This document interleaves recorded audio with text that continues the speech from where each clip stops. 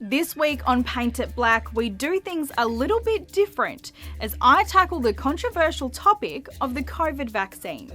For the past few weeks, I've been documenting my personal journey of getting vaccinated. I've spoken to local medical experts to make sure I'm getting the right facts.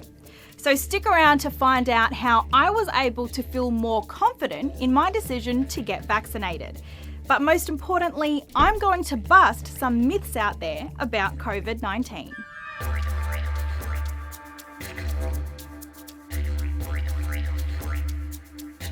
For many Aboriginal and Torres Strait Islander people, the idea of getting vaccinated has stirred up a lot of old emotions. You see, for decades, First Nations peoples were used as medical experiments.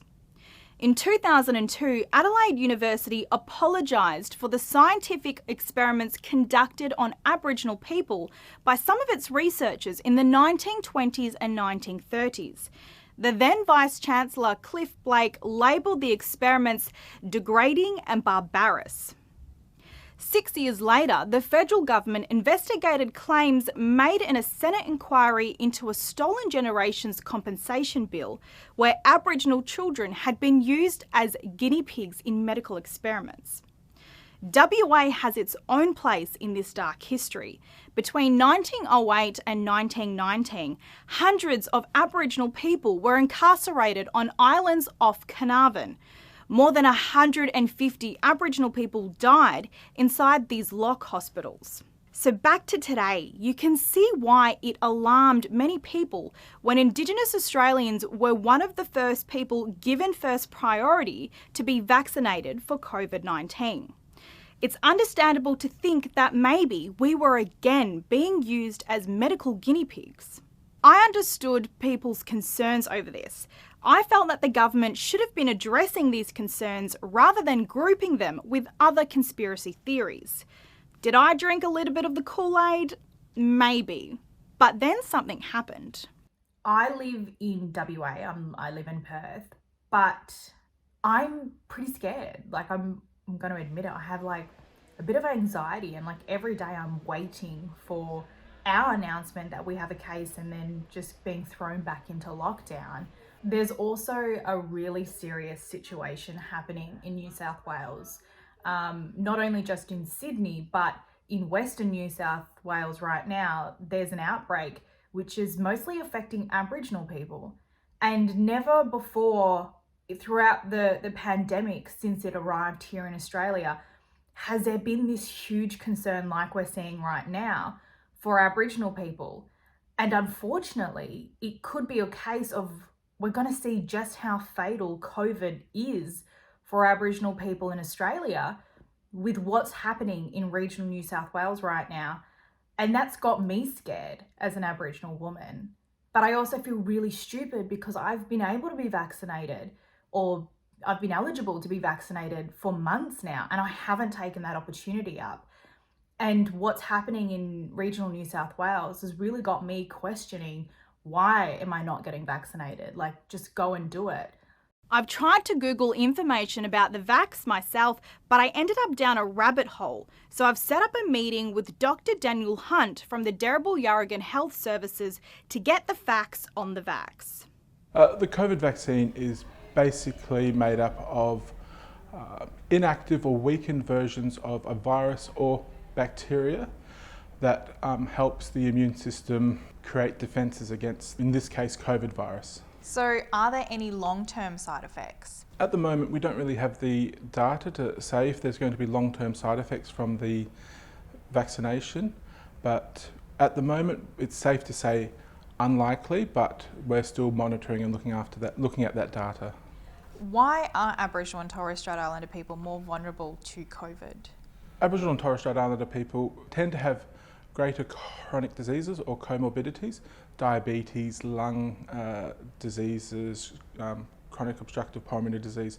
So it's these kind of chronic diseases that make us more vulnerable to the more devastating effects of coronavirus. So we're probably more prone to have longer hospital stays and more prone to spend more time in ICU if we do get infected.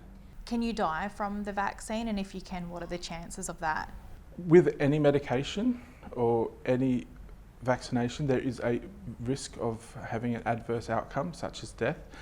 But with the COVID vaccinations at the moment, we're looking at a 1 in 1 million likelihood of death. Really, the biggest myths that concern me are the concern about reproduction. There's been no evidence to say that the COVID vaccine affects a woman's capacity to have a baby or to reproduce. So that is a non-issue because there's been no evidence.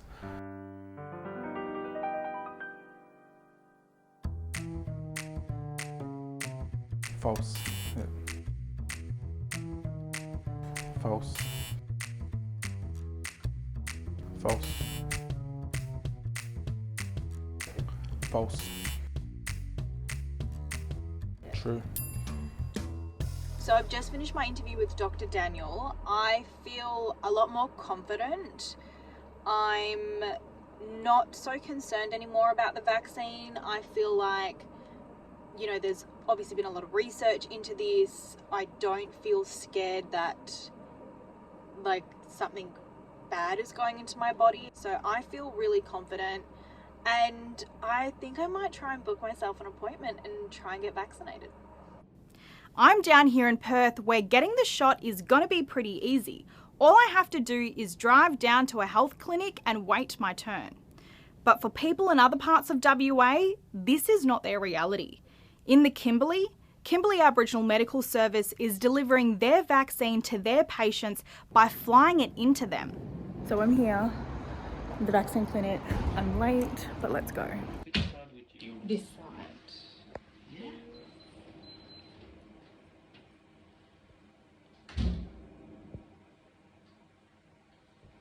Oh, hang on. Just run.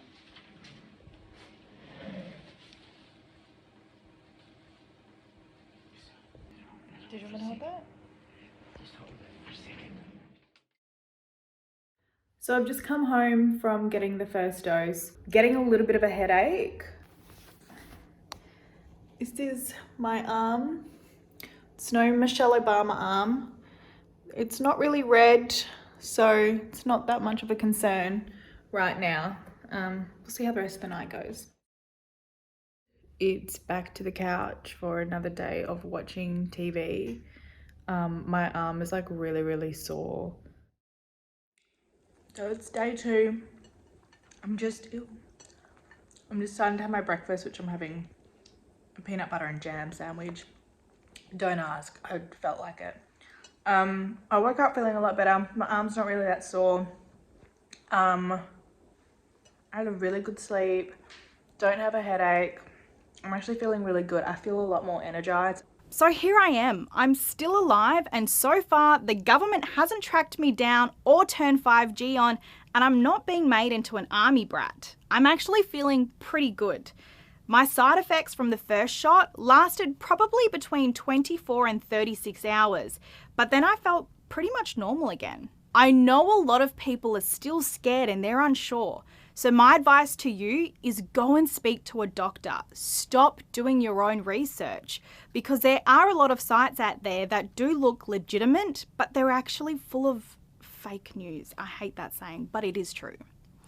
I have 3 more weeks left until I'm fully vaccinated, so be sure to check back in, because next time I'm going to sit down and tackle this issue of low vaccination rates in the Indigenous community.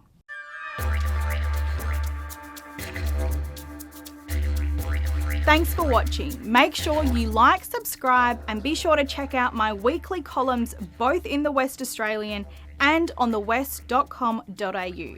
But if you're feeling lazy, you can click here and read them all now.